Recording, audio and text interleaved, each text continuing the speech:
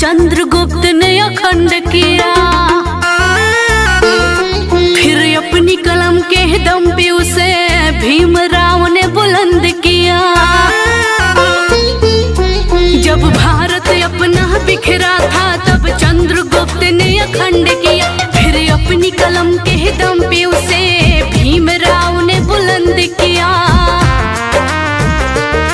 उस देश के कुर्सी पे अब तो ऐसा ठग है बैठा, उस देश के कुर्सी पे अब तो ऐसा ठग है बैठा, जो देश को ऐसे बेच रहा कि नाम पड़ा विक्रेता। वो चाय बेचते बेचते अब बन गया देश विक्रेता। आया देश विक्रेता, देखो आया देश विक्रेता, आया देश विक्रेता, देखो आया देश विक्रेता।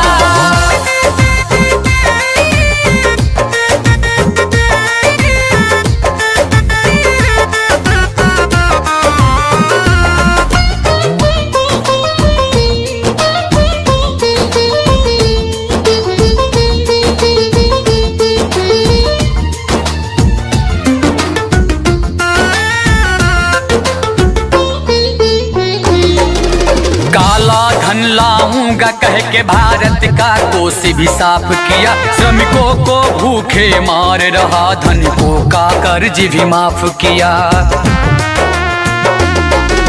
काला धन लाऊंगा कह के भारत का कोष भी साफ किया, श्रमिकों को भूखे मार रहा, धनिकों का कर्ज भी माफ किया, धनिकों का कर्ज भी माफ किया, धनिकों का कर्ज भी माफ किया।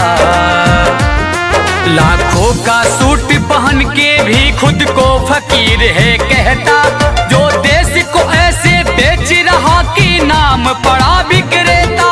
वो चाय बेचते बेचते अब बन गया देश विक्रेता। आया देश विक्रेता, देखो आया देश विक्रेता, आया देश विक्रेता, देखो आया देश विक्रेता।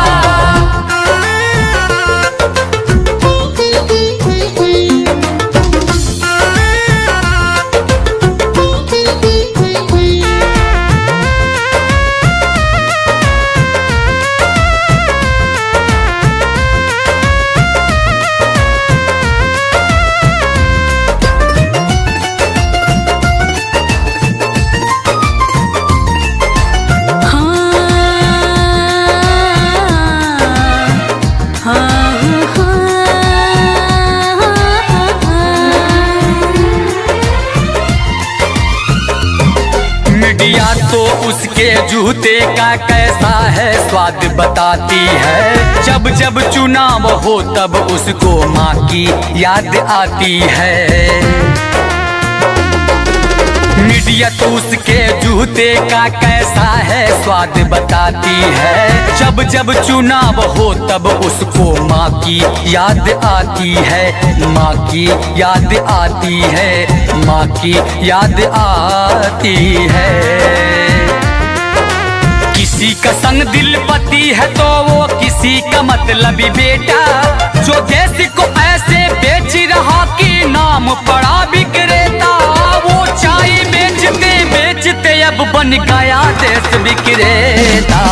आया देश विक्रेता, देखो आया देश विक्रेता, आया देश विक्रेता, देखो आया देश विक्रेता। जब भारत अपना बिखरा था तब चंद्रगुप्त ने अखंड किया, फिर अपनी कलम के दम पे उसे भीमराव ने बुलंद किया। उस देश के कुर्सी पे अब तो ऐसा ठग है बैठा, उस देश के कुर्सी पे अब तो ऐसा ठग है बैठा, जो देश को ऐसे बेच रहा कि नाम पड़ा विक्रेता। वो चाय बेचते बेचते अब बन गया देश विक्रेता।